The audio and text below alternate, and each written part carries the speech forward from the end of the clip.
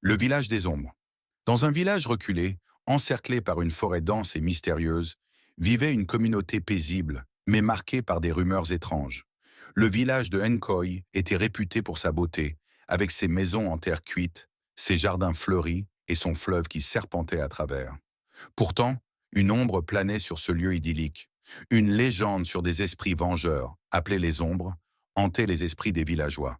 La légende racontait qu'un ancien sorcier, jaloux de la prospérité du village, avait maudit le fleuve. Selon les anciens, ceux qui s'aventuraient trop près de l'eau pendant la nuit disparaissaient, engloutis par les ombres. Malgré la peur, la curiosité et l'ignorance des jeunes villageois les poussaient à braver cette interdiction. Parmi eux se trouvait Amani, une jeune fille au sourire radieux, connue pour son esprit intrépide. Elle était fascinée par les histoires que lui racontait sa grand-mère, une femme sage, respectée par tous. Mais, à mesure que les années passaient, la crainte des ombres se faisait de plus en plus oppressante. Un soir, alors que la lune était pleine, Amani rassembla ses amis. Tarek, un jeune homme loyal, et Fatou, sa meilleure amie, pour discuter des rumeurs qui circulaient sur le fleuve. « Pourquoi la peur devrait-elle nous contrôler ?» demanda-t-elle, défiant la tradition. « Nous devons découvrir la vérité. » Tarek, hésitant, répondit « Et si les histoires étaient la vraie? Nos parents nous ont mis en garde pour une raison. » Fatou, toujours enthousiaste, ajouta « Peut-être que les ombres ne sont qu'une légende. Allons au fleuve et prouvons-le. » Malgré les doutes de Tarek, le trio décida d'avancer. Ils se mirent en route, armés de torches et de courage, se dirigèrent vers le fleuve, la nuit enveloppant le monde d'un silence pesant. Lorsqu'ils arrivèrent au bord du fleuve, la lumière de la lune se reflétait sur l'eau, créant des ombres dansantes qui semblaient jouer avec eux. Les jeunes étaient à la fois émerveillés et inquiets. « Regardez comme c'est beau !» s'exclama Amani. Mais Tarek, le cœur lourd, sentit une présence étrange, une tension dans l'air. Fatou, excité, s'approcha de l'eau, ses yeux brillants d'émerveillement. « Je vais toucher l'eau !» dit-elle en riant. Mais Amani, toujours prudente, la retint. « Non, Fatou, souviens-toi des histoires. » À cet instant, un vent glacial balaya la rive, éteignant leurs torches. L'obscurité s'intensifia et une voix faible, semblable à un murmure, résonna dans l'air. « Revenez !» Un frisson parcourut le corps d'Amani, mais Fatou, poussé par sa curiosité, s'avança encore plus près du fleuve.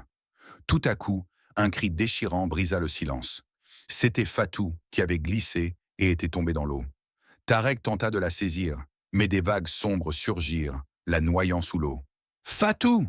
cria Amani, mais il était trop tard. Les eaux s'apaisèrent et il n'y avait plus de traces d'elle. Dans un état de choc, Amani et Tarek, le cœur battant, reculèrent, leur peur se transformant en désespoir. Ils rentrèrent au village, le visage blême, se sentant coupables et abattus. La légende des ombres s'était réalisée sous leurs yeux. Les jours passèrent et le village sombra dans le chagrin. Fatou était porté disparu et les villageois murmurèrent que les ombres l'avaient emporté. Amani était rongée par la culpabilité et la tristesse. Elle ne pouvait se résoudre à accepter la perte de son ami. Chaque nuit, elle rêvait de Fatou, riant et jouant près du fleuve, avant que l'eau ne l'engloutisse. Un soir, Amani se décida à retrouver son ami. Elle se dirigea vers le fleuve, guidée par une force mystérieuse. À son arrivée, elle aperçut une lueur au fond de l'eau. Se penchant, elle entendit à nouveau la voix. « Aide-nous !» Amani, pétrifiée, comprit que les ombres n'étaient pas des monstres, mais des âmes perdues, emprisonnées entre le monde des vivants et celui des morts. Elles cherchèrent la rédemption, et Fatou était maintenant l'une d'elles.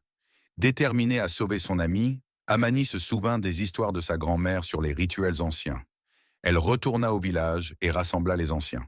« Nous devons libérer Fatou et les autres âmes, » dit-elle. Les villageois, d'abord sceptiques, finirent par la croire en voyant son désespoir. Le lendemain, un rituel fut organisé au bord du fleuve. Amani, entourée des villageois, chanta une chanson d'espoir, demandant pardon aux ombres. Les esprits commencèrent à apparaître, formant un cercle autour d'elle. Leur tristesse était palpable, et Amani savait qu'ils avaient besoin de paix. Mais alors que le rituel atteignait son paroxysme, une tempête soudaine éclata. Les eaux du fleuve se soulevèrent, menaçant de tout engloutir. « Tu dois choisir, Amani !» cria une voix dans le vent. « Sacrifie-toi pour libérer Fatou et les autres. » Tarek, horrifié, tenta de l'en empêcher. « Non, Amani, nous pouvons trouver une autre solution. » Mais Amani, avec des larmes dans les yeux, savait que c'était le seul moyen. Elle se dirigea vers l'eau, le cœur lourd mais résolu. « Fatou, je viens pour toi !» cria-t-elle. Dans un dernier acte de bravoure, Amani plongea dans les flots tumultueux. Les ombres se précipitèrent vers elle, et un silence s'installa alors que la tempête se calmait lentement. Les villageois, au bord du fleuve, attendirent désespérément. Les vagues se calmèrent, mais Amani ne réapparut jamais. Le village, désormais hanté par la tristesse et le chagrin, pleura la perte de deux âmes chères. Des jours passèrent, et une nouvelle légende commença à circuler dans le village. On disait que la nuit, lorsque la lune brillait, les voix d'Amani et de Fatou résonnaient au bord du fleuve, chantant des mélodies d'espoir pour les âmes perdues. Les villageois, bien que dévastés, comprirent que l'amour et le sacrifice de ces deux jeunes filles avaient apporté une paix nouvelle. Le fleuve, autrefois redouté, devint un symbole de mémoire et de résilience, un lieu où les âmes pouvaient se retrouver, même au-delà de la mort. Et ainsi, le village de Nkoi continua de vivre, mais toujours avec l'ombre de ses héroïnes dans le cœur de ceux qui restaient, se rappelant que parfois, le véritable courage réside dans la volonté de faire face à ses peurs et d'agir pour ceux que l'on aime. Qu'as-tu tiré de cette histoire? Dis-le-moi dans les commentaires et profite pour voir ce que moi j'en ai tiré. À la prochaine histoire. Ciao.